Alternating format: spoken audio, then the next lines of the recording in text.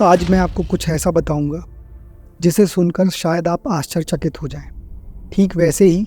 जैसे मैं हो गया था जब मैंने खोले एक के बाद एक उन रहस्यों के पन्ने जो हमारे पितृ और पितृपक्ष से जुड़े हुए हैं। मेरा मन काफ़ी समय से बेचैन था और मन में एक के बाद एक कई सवाल उठ रहे थे, जैसे कि जो पूर्वज अलग अलग योनि को प्राप्त हो गए हैं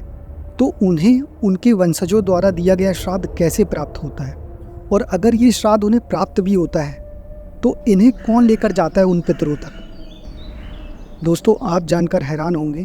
कि इससे पहले कि मैं इन सवालों का जवाब ढूंढता, मेरे मन ने मुझे विचलित करने के लिए मेरे सामने 3 सवाल और रख दिए कि अमावस्या और पितरों का आपस में क्या रहस्य जुड़ा है, और क्या सच में किसी ने कभी पितरों को देखा है, और अगर पितरों की पूजा की भी जाए हमें क्या फल प्राप्त होगा। बस फिर क्या था, एक के बाद एक मैंने अपने सवालों का जवाब ढूंढना शुरू कर दिया और फिर मुझे मिली गरुड़ पुराण। इसके बाद जब मैंने इसके पन्नों को पलटना शुरू किया तो मैं ये जानकर आश्चर्यचकित हो गया कि जो सवाल मेरे मन में उठ रहे थे वो पहले ही गरुड़ ने इसमें श्री हरि विष्णु से पूछ रखे हैं,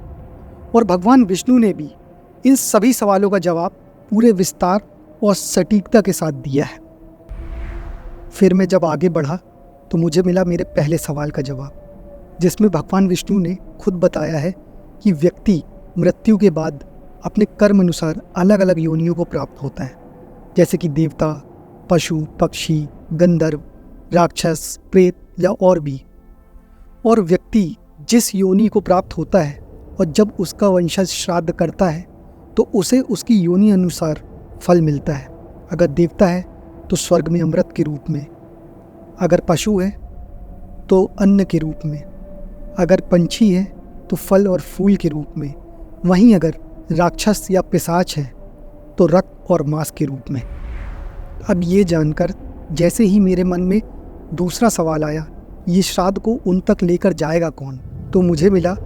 कि अग्निश्वात नामक पितृदेव और कई पितृगण पितरों के लिए राजपद में नियुक्त किए गए हैं, जो उनकी कामना के अनुसार उनके पात्र में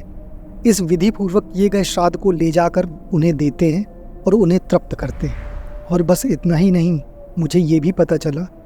कि जब हमारे पितृजन अपने वंशजों द्वारा दिए गए श्राद्ध को ग्रहण करते हैं तो उनके साथ वसु, रुद्र, पितृदेवता और देवगण भी बैठकर उस श्राद्ध को ग्रहण करते हैं, जिससे वे तृप्त होकर हमारे पितरों को तृप्ति प्रदान करते हैं। और इसी के साथ मेरे दूसरे सवाल की भी जिज्ञासा शांत हो गई।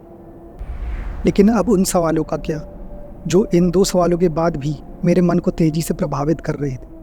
आखिर क्यों हर पंडित, पुरोहित और धर्म का जानने वाला अमावस्या के दिन को पितरों से कनेक्ट करके इतना महत्व देता है,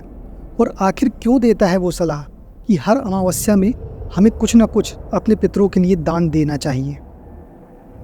तो इस सवाल का जवाब भी मिला मुझे गरुड़ पुराण से, जहाँ भगवान विष्णु ने खुद गरुड़ को बताया है कि जो भी पितृजन बिना किसी योनि को धारण किए भटक रहा है वो हर अमावस्या के दिन हमारे घर में उपस्थित होता है एक वायु के रूप में,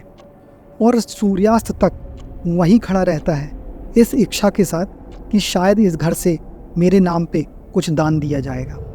और जब उन्हें उस घर से कुछ दान प्राप्त नहीं होता है तो वो बहुत निराश और दुखी हो जाते हैं, और वो अपने वंशज की निंदा करते हैं, और साथ ही साथ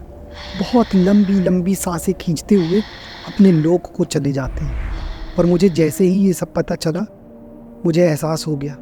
कि हमारे सनातन धर्म में